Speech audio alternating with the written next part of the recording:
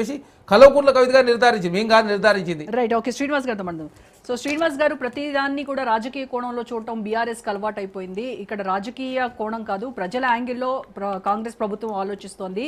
వాళ్ళ కోసం చేపట్టినటువంటి కార్యక్రమాలు మీరు అన్నట్టుగా ఇప్పుడు ఎన్డీఎస్ఏ అక్కడ రిపేర్లు చేయించమని చెప్పింది. అక్కడ నీళ్లు నింపితే ప్రాజెక్టుకే నష్టం కాబట్టి దానికి భద్రత, సేఫ్టీ దీనికి సంబంధించి వాళ్ళు రిపేర్లకు ఒక కమిటీ వేశారు. మీరు ఇంత హడావిడిగా ఇవాళ వచ్చి పంప్ హౌస్ ఆన్ చేయాలి, ఎట్టి పరిస్థితుల్లో మేము రద్దు చేసుకుంటాం పార్టీని అంటే, జరగాల్సిన నష్టం జరిగిన తర్వాత మీరు ఏం చేస్తే ఎవరికి ఏంటి?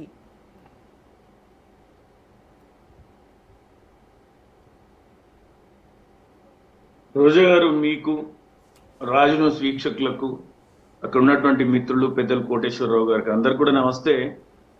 ఇప్పుడు రాజకీయమే మాట్లాడాలి, రోజు రాజకీయం చేయాలి, రోజు ఏదో ఒక చర్చలో ఉండాలి, అభివృద్ధి, సంక్షేమం ఏచవని వాగులవని, ప్రజలు ఇంకెక్కడైనా పోని, మాకు అవసరం లేదు, లేనిపోని గాలి మాటలు మాట్లాడతాం అంటే మాట్లాడచ్చు, అదేం ప్రాబ్లం లేదు. ఎందుకంటే ఆల్రెడీగా మీరు వచ్చి 2.5 సంవత్సరాలు అయింది, మాట్లాడవచ్చు. మీకు ఎన్డీఏ, మీ సెంట్రల్ వాటర్ కమిషన్, ఇప్పుడు నేను మనే కోటేశ్వరరావు గారు మాట్లాడిన మాటలతో పూర్తిగా ఏకీభవిస్తాను, 100% ఏకీభవిస్తా.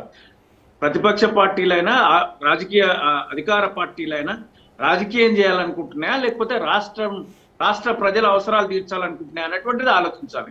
దీంట్లో ఏ రాజకీయ పార్టీ కూడా మినహాయింపుగా.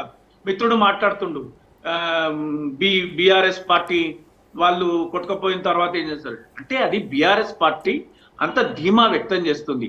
23 జనవరిలో, 24 నవంబర్ అనుకుంటా, 25లో కూడా మీకు 3 సార్లు మొదటి నివేదిక, మధ్యంతర నివేదిక, చిట్ట చివరి నివేదిక, ఎన్డీఎస్ఏ మీకు నివేదికలు సమర్పిస్తే మీరు ఏం చేసిండ్రు, మీరు దానిపైన ఏం ఆలోచన చేసిరు అనేది ఇంతవరకు ప్రజల ముందు ఉంచవచ్చు కదా. ప్రతిపక్షానికి మళ్ళా మాట్లాడడానికి అవకాశం లేకుండా మాట్లాడొచ్చు కదా ప్రభుత్వం.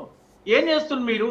కనపల్లి పంప్ హౌస్ చూడడానికి పోతాం మేము, ఆడ నీరు పంప్ హౌస్లకే వచ్చిన తర్వాత పంప్ చేసుకోవచ్చు, నిల్వ కూడా చేయాల్సిన అవసరం లేదు, ఆ విధంగా కూడా వాడుకోవచ్చు.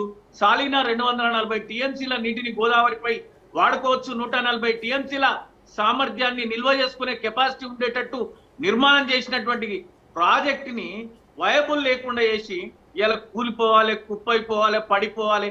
మీరు 27 చివరి నాటికి లక్ష్యంగా ఏర్పాటు చేసుకొని రిపేర్ చేస్తామన్నారు. మీరు 27లో మీ గవర్నమెంటే పీకిపోతుంది, మీరు ఉండనే ఉంటారు. ఆ రోజు మీరు ఎలక్షన్ డిస్కషన్ వస్తుంది, ఎలక్షన్ల గురించి చర్చ జరుగుతుంది, ప్రజలు ఎలక్షన్ల గురించి మాట్లాడుకుంటుంటారు. ఇంకా మీరు రిపేర్ ఏం చేస్తారు? అక్కడ కర్ణాటకలో తుంగభద్ర 30 గేట్లు మార్చింది 6 నెలల్లో మీ ముఖ్యమంత్రి గారు. అక్కడ మీ కాంగ్రెస్ ప్రభుత్వమే ఉంది, ముఖ్యమంత్రి రేవంత్ రెడ్డి గారు ఆ కార్యక్రమానికి 3 ముఖ్యమంత్రులు పోయి మాట్లాడతారని సమావేశం పెట్టిన అక్కడ పోయినరు. మేమేమంటున్నాం అంటే, వయబుల్ ప్రాజెక్టుని ఎందుకు మీరు నిర్వీర్యం చేస్తున్నారు? నిజంగానే కొట్టుకుపోతుంది అంటే పంపింగ్ చేయడానికి కొట్టుకుపోవడానికి ఏం సంబంధం ఉందండి? మా వాళ్ళు నిన్న అవేంటి వీడియో క్లిప్పింగ్స్ రిలీజ్ చేశారు. మొత్తం ఇసుక గుట్టలు కొట్టి ఆ ఇసుక అమ్ముకునే ప్రయత్నం, దాని కింద నుంచి ఇసుక తీసి ఇంకా వీలైతే కొంచెం ఏమైనా వాటర్ వచ్చినా కూడా అది పాడైపోవాలనేటువంటి ఆలోచన. అంటే ఆ ప్రభుత్వ హయాంలో, బీఆర్ఎస్ ప్రభుత్వ హయాంలో నిర్మించినటువంటి ఒక గొప్ప నిర్మాణం పాడైపోవాలి, కూలిపోవాలి, ఈ ప్రభుత్వానికి చెడ్డ పేరు రాదు. అసలు నాకు కన్నపల్లి పంప్ హౌస్ చూడడానికి పోయేటటువంటి కేటీఆర్ గారికి ఫోన్ ఇస్తే పంచాయతీ ఎక్కడిది? అసలు మీ లొల్లేంది నాకు అర్థమే కాలే. పంప్ హౌస్ ఫోన్ ఇస్తే ఉద్రిక్తలు ఎందుకు? అయ్యా మీరు 10 మంది పోండి, 100 మంది పోండి, 50 మంది పోండి, పంచాయతీ కథం. పోయినంత దూరము బారికేడ్లు, లడాయి, ఆపుడు, కుస్తీలు, పంచాయతీ. ఏంది ఇది? ఏం జరుగుతుంది రాష్ట్రంలో? అసలు మీకు ఏమైనా సోయుందా? మీరు చెప్పిన గ్యారంటీలు ఎక్కడ పోయినాయి, వారంటీలు ఎక్కడ పోయినాయి? మీరెన్ని ప్రాజెక్టులు కంప్లీట్ చేసిండ్రు? మీరు 2.5 సంవత్సరాలు అవుతారు. యుద్ధ ప్రాతిపదికన మేము వచ్చి తుమ్మిడిహట్టి దగ్గర కడతామని, మీ తుమ్మిడిహట్టి దగ్గర ఈ రోజు వరకు మహారాష్ట్ర గవర్నమెంట్ తో అపాయింట్మెంట్ దొరకలే మీకు. మీ కిషన్ రెడ్డి గారిని అడిగారు, కిషన్ రెడ్డి గారితో మొన్న నవ్వుకుంటాం మెట్రో 2nd ఫేజ్ కోసం మేము పైసలు తెస్తున్నాం అన్నారు. మళ్ళీ ఇప్పుడు SBIకి అప్లై చేసుకున్నారు. ఆడ ఖర్చు పెట్టిన 120 కోట్లు ఏమైనా తెలియదు. కానీ శ్రీనివాస్ గారు, కాళేశ్వరం కట్టకుండా 38,500 కోట్లతో మీరు ప్రాణహిత చేవేళ్ల గనక పూర్తి చేసి ఉంటే ఇవాళ ఎల్నినో పరిస్థితుల్లో కూడా రాష్ట్రం సుభిక్షంగా ఉండేది అని కాంగ్రెస్ వాళ్ళ వాదన. మీరు ఇప్పుడు ఫస్ట్ మీరు మీ ఉపోద్ఘాతంలో ఒక మాట అన్నారు, ఆ ప్రాజెక్టు వల్ల రూపాయి లాభం లేదని కాంగ్రెస్ అంటుంది, బీఆర్ఎస్ ఏమో దానివల్ల తెలంగాణకు వరప్రదాయని ఏదో అన్నారు మీరు Yeah. పదం ఉపయోగించింది ఎస్ కదా.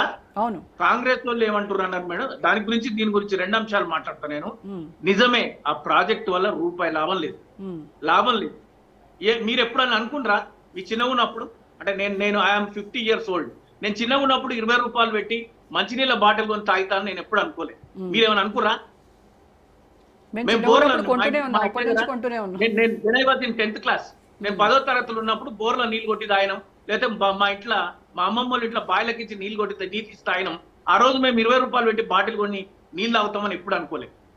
పాల ప్యాకెట్ అయితే ఓకే, పాలు కొని తాగుతున్నాం ఆ రోజు కూడా, Yeah. ఈ రోజు కూడా తాగుతాం అనుకున్నాం, కానీ మంచినీళ్ళు కొని తాగుతామని అనుకోలేదు. అట్లాంటిది గోదావరి మీద 240 TMCలు మనం వాడుకునేటట్టు వాళ్ళు చెప్పింది కరెక్టే. తుమ్మిడి హట్టు దగ్గర తీస్తే